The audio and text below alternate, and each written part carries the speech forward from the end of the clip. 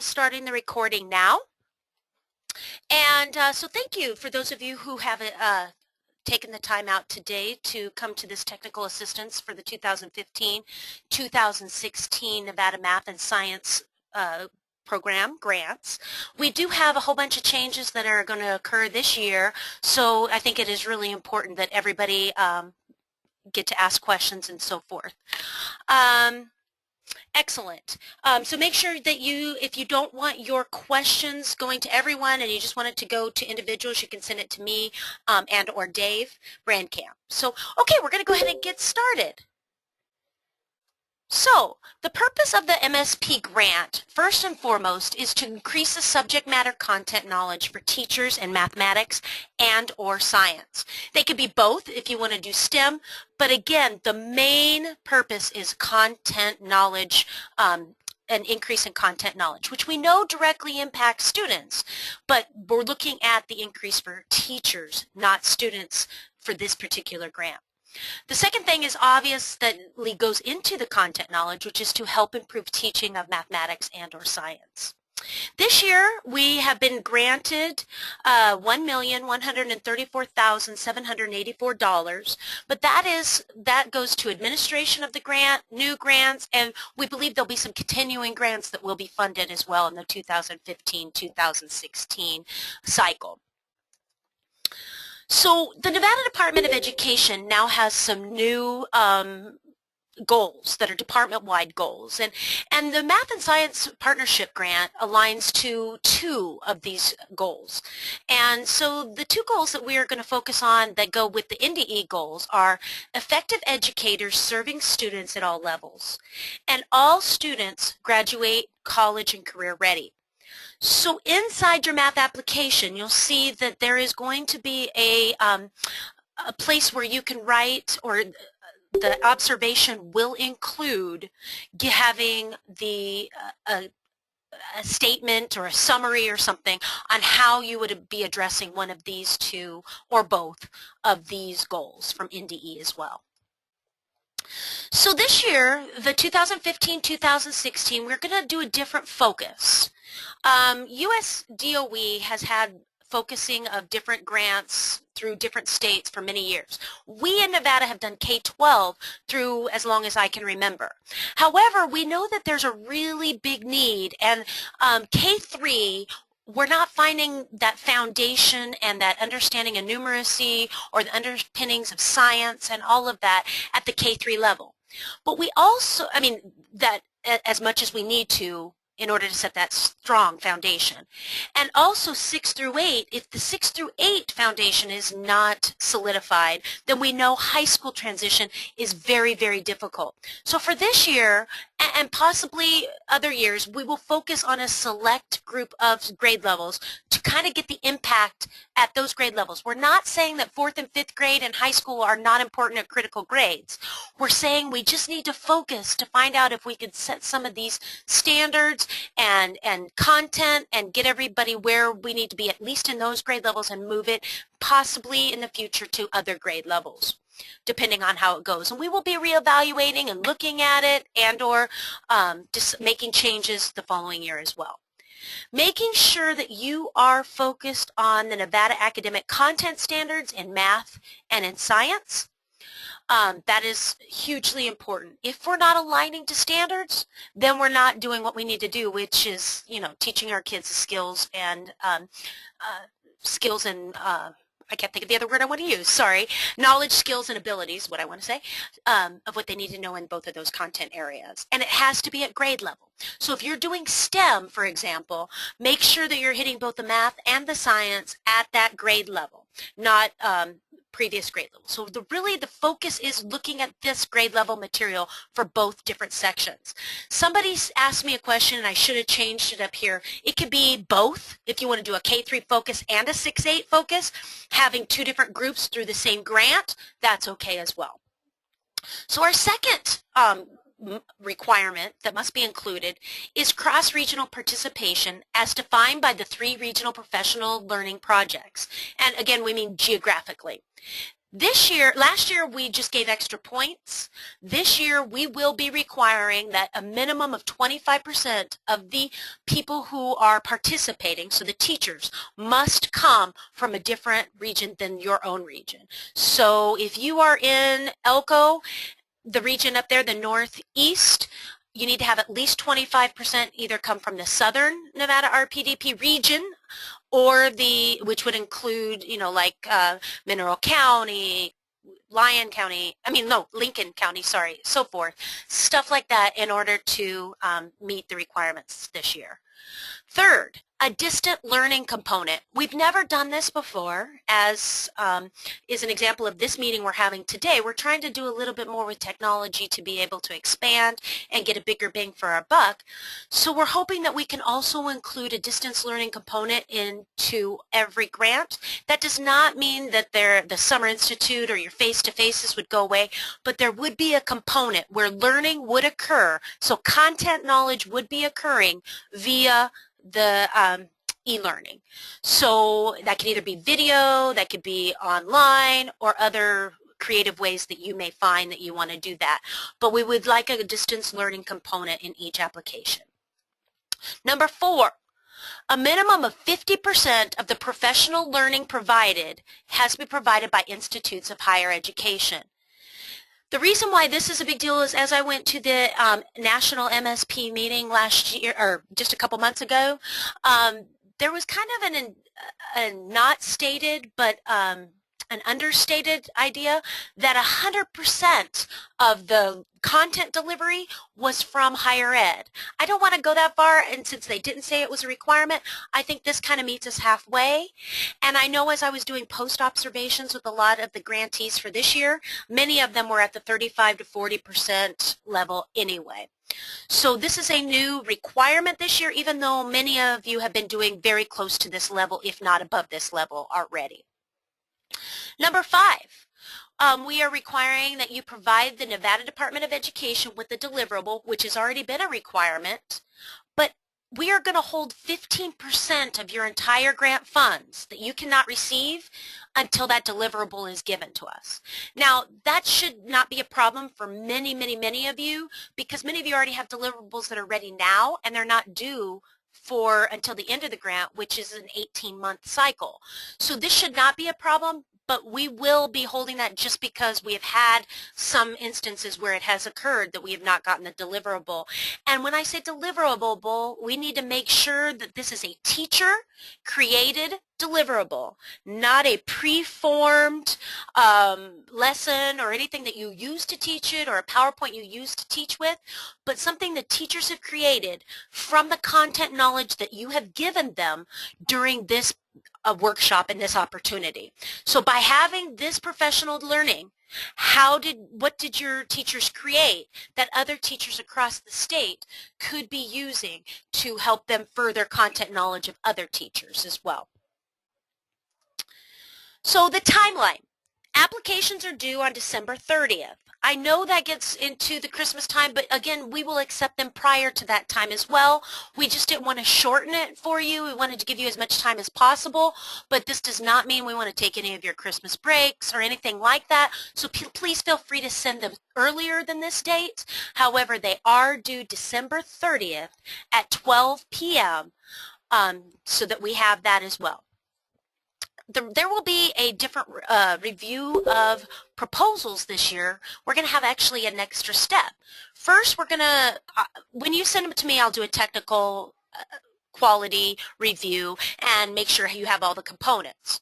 Then we will pull together a committee that has higher ed, again, higher ed that's not in the grantee, so it might be somebody like from a community college if they're not in any of the proposals, somebody from business, somebody from the public, an administrator, a K-6 math teacher, a K-6 science teacher, a 712 math teacher, and a 712 science teacher. And the distribution of the teachers will be geographically with Washoe, Clark, and rural counties. So all of those subgroups will be represented as well.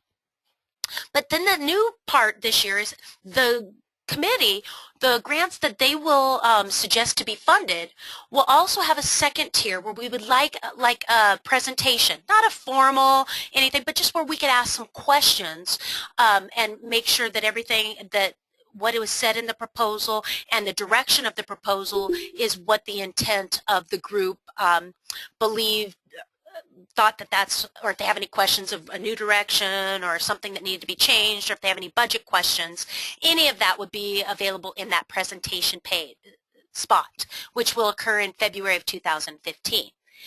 Then awards will be, notification of the awards will be February 27th or before, and that will go to program directors. So make sure that if you are the one who wants to receive the information, that you put your name down as the project or program director, because according to the MSP grant, then that's where it's going to be. So, yeah. So there's a possible budget amendments may occur during the committee, and then next, the deliverable will need to be sent to me, and there'll need to be an annual performance review sent in by your evaluator, which is also due no later than August 30th of 2015. No, August of 2016, actually. So that is incorrect. I will make sure I fix that. So, I'm going to change it right now. There we go. Apologize for that.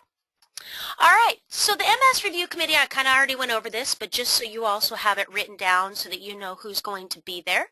That is going to be who's going to be reviewing the entire, oh, sorry. I am going to real quickly, I am being told that, okay, I'm unmuting everyone.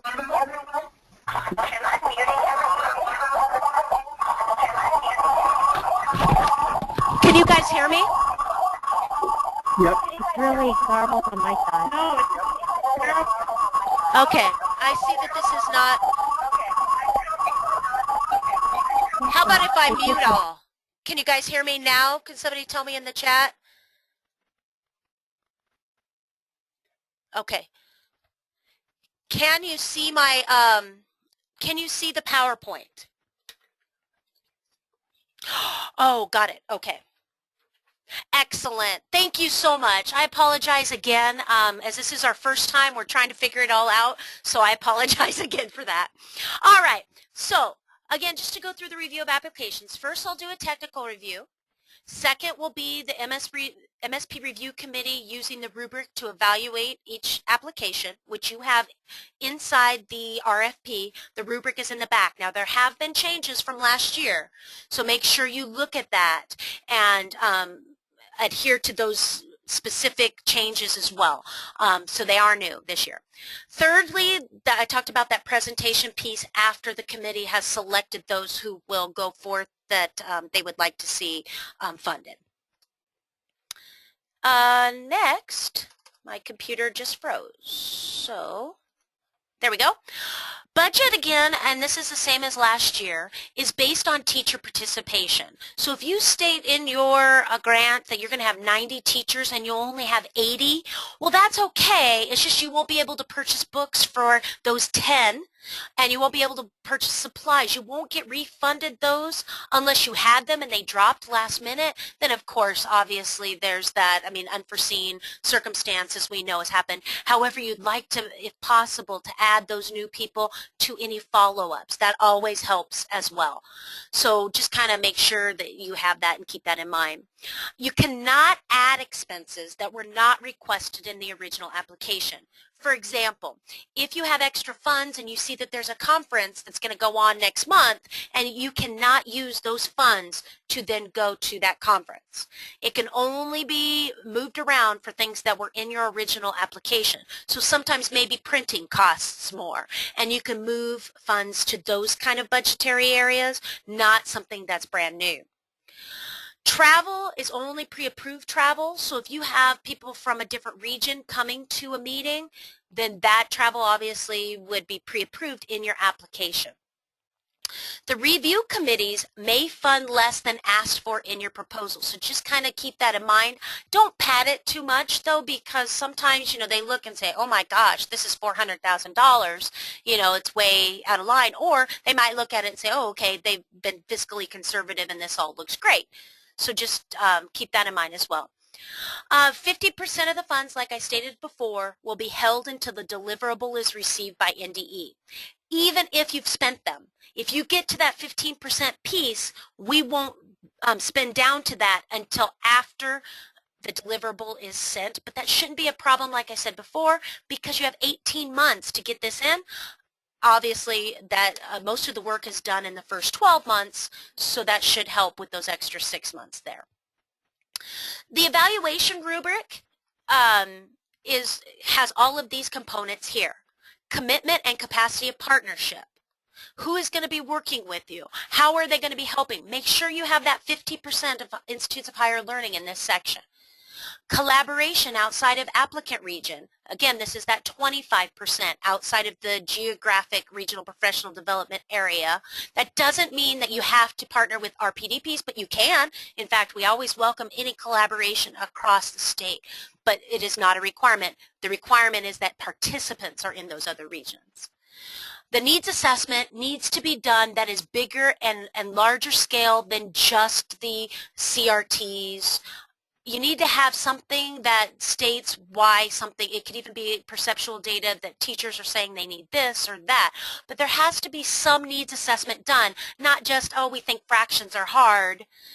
We need some information and data to go with that. Like we did a survey and that was the most difficult area. That's why we need the most professional development of content for teachers in that area. Commitment to partnering with charter and non-public schools. This is really important, and there is 2 asterisks here because there is a document inside the RFP that must be signed by the project director and submitted to us stating who you have contacted. Now, we know that all you can do is reach out and contact a charter school or a non-public school. And if you've talked to Joe, and Joe Smith, the principal, says yes, they would be interested in partnering if you were to receive the grant, then please put Joe's name and Joe's phone number and then sign it down at the bottom so that if you are going to be receiving these grant funds, we know that you have committed to a partnership with somebody that is in these 2 categories. The next criteria is the technical quality. These are all the things that are, like how many pages, do you have a narrative, is it double-spaced, all of that, and the components of that are located inside of the rubric. The alignment to the Nevada Academic Content Standards is hugely important as well. And again, like I said earlier, making sure that you're at grade level. We need to focus on grade level standards. So if you have kindergarten teachers, you're working on kindergarten standards. That it's not just a free-for-all. It's really focusing on what skills, knowledge, and abilities those teachers need to increase their content knowledge so that we can actually make sure that we're making an impact for those teachers and the content in which they're teaching in their classroom. Next, obviously it needs to have a research base and efficacy of the plan. You need to be able to reflect and research and say this plan will work based on this. Next, evaluation and accountability, making sure that this is going to happen and these are what these people will do and that here's what your participants are going to do. In fact, the deliverable and the requirements of that could be located in this section for that accountability plan of the participants, as well as the other. So budget justification and cost effectiveness. I can't say this more than enough to say that the committee looks for cost effectiveness. They are looking to see, does the X number of dollars with the X number of participants, Y number of participants, is it going to yield the best outcome based on what they see? So if not, they will cut things and because they believe that it might not be as cost effective, or they might just find it that it's fine. But know that that is there and there are criteria that goes with that as well. The distant learning component, I mentioned that a little bit before, but we're looking at some way to be able to have a bigger, greater access for less amount of money, but this does not usurp the face-to-face meetings. You can still have that, but you want to have a component where learning, not just PLC or discussion is happening online. but a learning component as well. So some type of content delivery based on the distance learning component. A little bit, not a lot, but it does have to be inside this application. Deliverable, again, must be teacher created based on the content received during this professional learning. So if you are doing something, again, I mentioned fractions, so your deliverable will then be about fractions in whatever grade level your focus was on. And again, ability to scale up, because we're hoping, again, that these will be able to be multi-year grants. But because there's so many changes this year, we're having even those who were there last year reapply, but they still will be talking about how effective their last year's grant was in order to continue for this year, because I know the committees will be looking for that as well. Deliverables. We've mentioned this, but I know I'm going to mention it again. Again, created by teachers. MSP participant list will need to be sent in with each request. Evidence of alignment to grade level Nevada academic content standards will be there. Evidence of charter and non-public schools will be there. And there needs to be an evaluation of all of that. And your evaluator will also have to do your yearly annual progress evaluation as well. Real quickly, I see Amber has a question about nonprofit organizations. Yes, you are definitely eligible for this grant, making sure that you also include all the other components here. But yes, we definitely do want nonprofits to be submitting for this grant. If your MSP grant is funded, the NDE specialist, I will meet with you for planning the professional learning at the beginning. So just kind of saying, hey, I know you got this grant. What kind of things are you thinking of? What's changed before you get started? Then either myself, Mike Pacheco, or Andre De Leon will come and do an observation with a rubric that you see at the back of the RFP. However, it could be tweaked a little bit based on each individual grant. And then after we're all finished and you've completed, we would hope, one follow-up, I will meet with you again to see if anything is changed, how are you reformatting, what's going to happen in the next follow-ups, how are you doing with the deliverable, how are you doing with participation, and so forth, to be able to help us with direction to go further. As you are looking, if you receive the grant, you will get access to MSP.net. Now, the people who will get that password will be the program director and the evaluator. And anybody else that you would like to be able to send that annual performance review, or who would like to get information from MSP.net. However, know that this is, they just are actually asking about the grant and your annual performance review mostly. Otherwise, all questions would come directly to me, and I would help you with that from here. Final report submissions must be uploaded using the forms created by the US DOE on this particular website, MSP.net, and the APR must be sent to me by August 30th of 2016, because I then need to send it to, after I review it, to the US DOE on September 30th of 2016. If you ever have any questions that relate to the report, then it would go to msp.net, or the email would be msphelp@aptascos.com. Otherwise, if it's not about the report, again, those questions would come to me. And then, like I said, Andre De Leon and Mike Pacheco also will be there for observations to help with that as well. So I am now going to turn over the, I see some questions real quickly. Robin, I see yours there. Robin's question is there a minimum number of teachers that must receive training? There is no percent of teachers that need to be training. However, know that the committee will be looking for cost effectiveness. So if you're asking for 200,000 and only going to be giving training to 20 teachers, that probably would not be very cost effective. Again, we're not looking for 200 teachers at 100,000 either. I mean, we're looking for good, aligned, professional learning that is going to make the biggest impact. So no, there is no requirement on that. You bet. All right, let me look just real quickly. Nonprofits, of course, we would like nonprofits to definitely apply for this grant. Is there feedback right now? If I leave everybody unmuted, is there feedback, or can you hear me quite well if I leave the mute button on?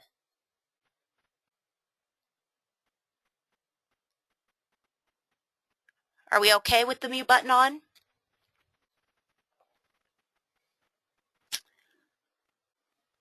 Okay, perfect. Thanks, Amber. All right, Chris Carroll, thank you. Is there a model or definition that NDOE, hold on just a second, I just left my screen. NDOE can provide to elaborate more on distant learning? Specifically, how are you defining this idea?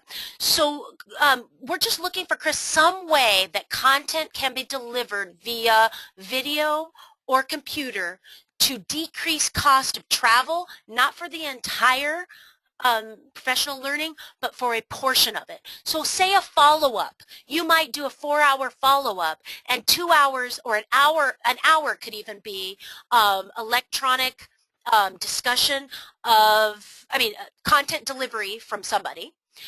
Maybe a half hour from higher ed and a half hour from a teacher or an administrator or whatever to keep that 50%, and then maybe an hour of discussion related to that content. So there is no definition. We just know that there has to be a component, and if you could be creative, I know, Chris, your guys' grant last year had modules.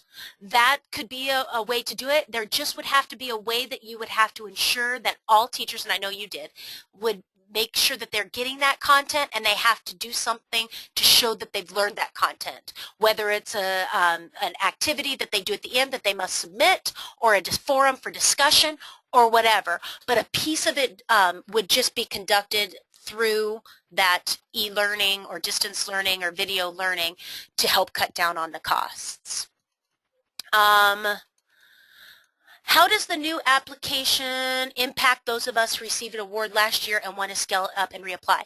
So basically, just put in the same components, Eileen, and you would just state how you've met the new components, and then there's a piece in there about repeat application. So you would just talk about how what you've done before has worked, and here's what you're doing, and here's how we're addressing the new components of the K-3 focus, the 6-8 focus, the 50% of the instruction being done by the higher ed, and the 25% guaranteed outside of those areas. So you should be able to scale up everything you did last year with just a little bit of smooshing, I guess, to make sure, or calling out those things that are definitely need to be explicit this year that weren't required last year, and also addressing, like I said, in a statement or so forth about how it relates to NDE goals.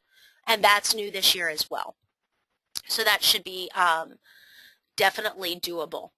And I would say I encourage all of you who think that you want to continue, or you could start a whole new grant based on some of what you've already done as well. Any other questions? Again, as you see on the screen, you have my phone number, you have my email address, you have Andre's, and you have Mike's. Please feel free to contact us as well. All right, another question. Can you clarify the 50% of higher ed professional learning? Does it have to be face-to-face, or can it be part of the development stages? Great question, Eileen. It has to be face-to-face. Delivery of the content must be provided 50% by higher ed. So what that can mean is that you could team teach with or team present district leader and a higher ed to get there to provide the content at the same time. The problem is a lot of times there were, they would just be in the development stages and not in the delivery of the content, but the planning, which is important as well. So I don't mean to say that that's not important. It is very important. But they also need to be delivering the content for 50% of the time. Any other questions, or any that I did not answer?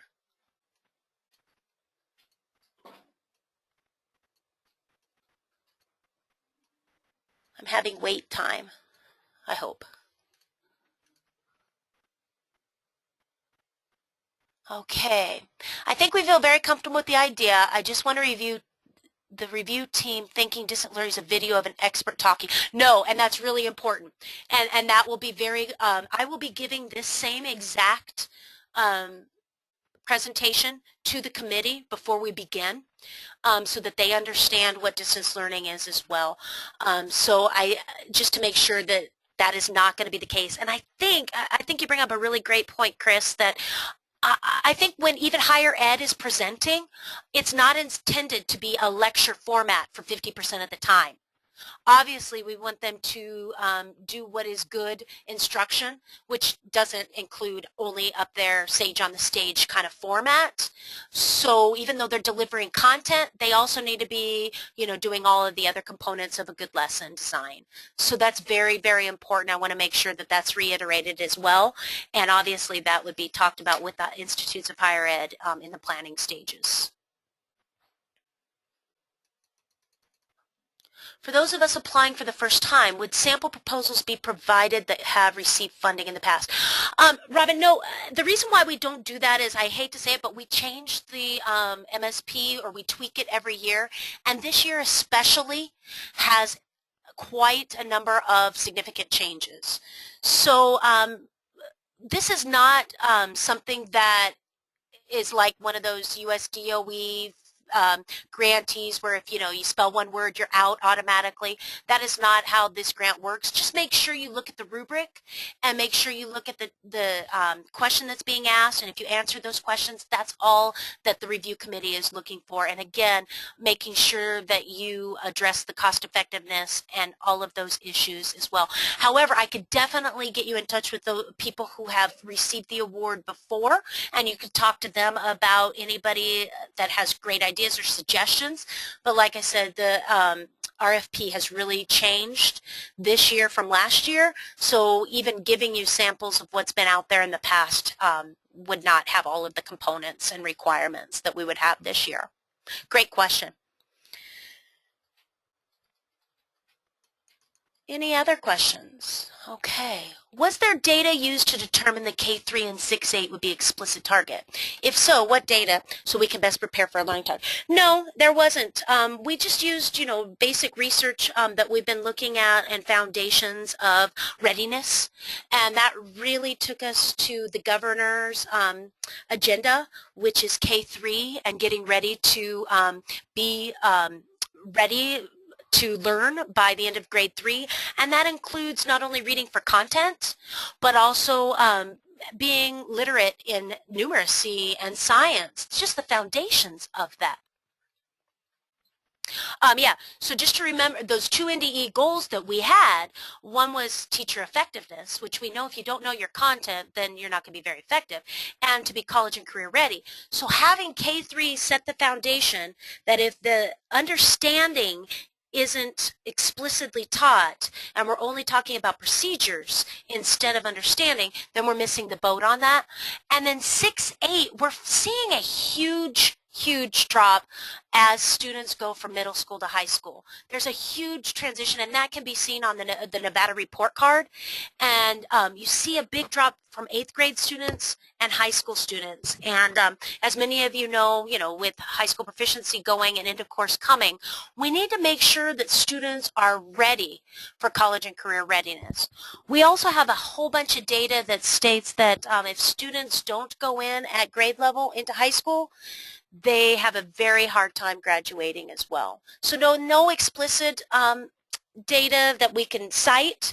We just know a whole bunch of research and discussion has gone into foundations and trying to align with the NDE goals and the governor's hopes and agendas and so forth.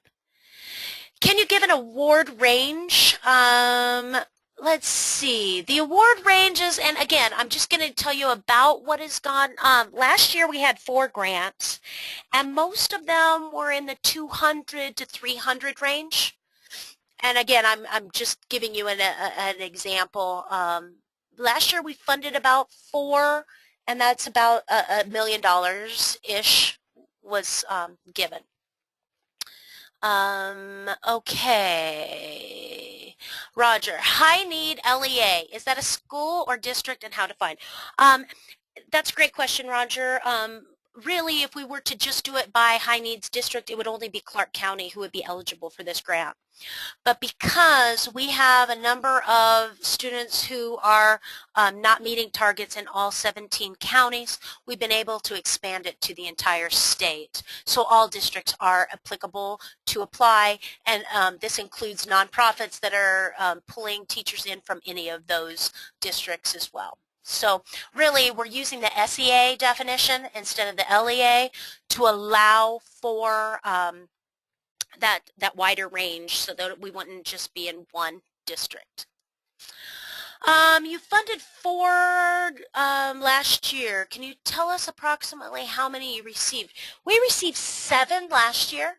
That's a great question. So 7 were requested, and even the 4 that were funded did receive, some of them more significant than others, but all of them did receive budget cuts in order to be able to fund each of the 4 grants. Great questions. Let's see if I missed any while I was answering one. Any other questions?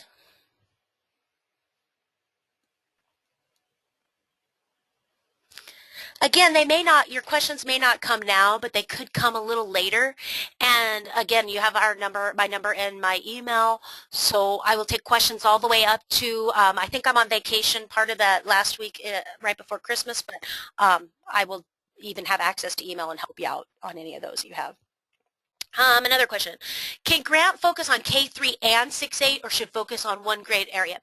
So if you are going to do a grant that has both the K-3 section and the 6-8 section, obviously if you're focusing on the grade level and the grade band, you would want to run 2 concurrent rooms where they're focusing on that grade level content. So your grant could include both of those grade spans, but when you're delivering content, you would have to have them in 2 separate rooms or areas of whatever building that you're working in. But you might be able to get a bigger bang for your buck that way if you have like higher ed teachers that would be able to deliver content for K-3 and then higher ed instructors that would be able to go and do 6-8 after that, just depending on who you have and if they have that expertise. And that would be cost effective. That's a possible way to go as well. Also, I want to reiterate on the higher ed situation, you need in your grant to have at least one person from higher ed college of ed and one person from higher ed sciences or mathematics department.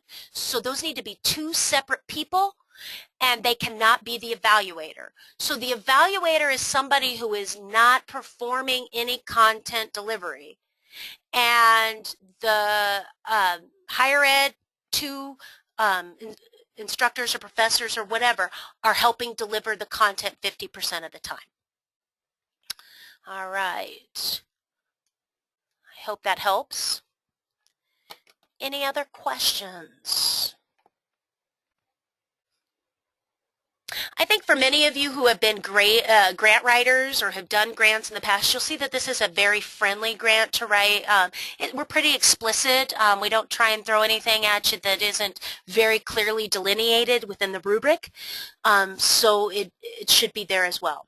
Oh, great question, Mike. Can we use higher ed professionals from engineering? Definitely. Sorry, I did not mean to exclude them. So it could be engineering, mathematics, or science, because engineering obviously has a high science and math focus, so that would work as well. But making sure that they're helping deliver 50% of the content. That just really has to make sure that you explicitly state that within the grant. Any others?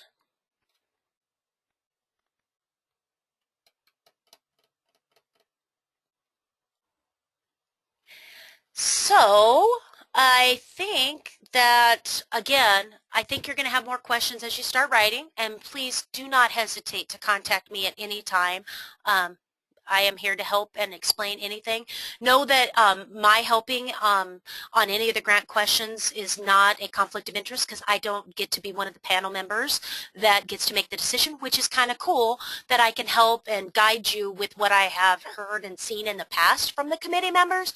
But knowing that the committee members are the ones who make that final decision, it kind of makes it nice that I don't have to worry about that, and I can totally tell you everything that I think would probably help you out without it causing any conflict. So that is a bonus for me, and because obviously if I had all the money in the whole world, I would have everybody's grant be approved. All right. So it doesn't look like we have any further questions. Anyone? Anyone? Bueller? Bueller? All right. So with that, I thank you for your time. I will be posting this MSP PowerPoint to the to the NDE website in just a few minutes, or as long as it takes for our web department to put it up online. If you want it earlier, you can just email me and I will send it to you immediately. And I want to thank you all, and I look forward to seeing your applications and helping you as much as I can within the next 2 months. I'm looking forward to seeing it because I know you're all doing fantastic work out there, and I appreciate you and your willingness to write a grant to help our teachers in this state, because it's such a wonderful thing to have. So thank you, and with that, have a fantastic day. Thank you.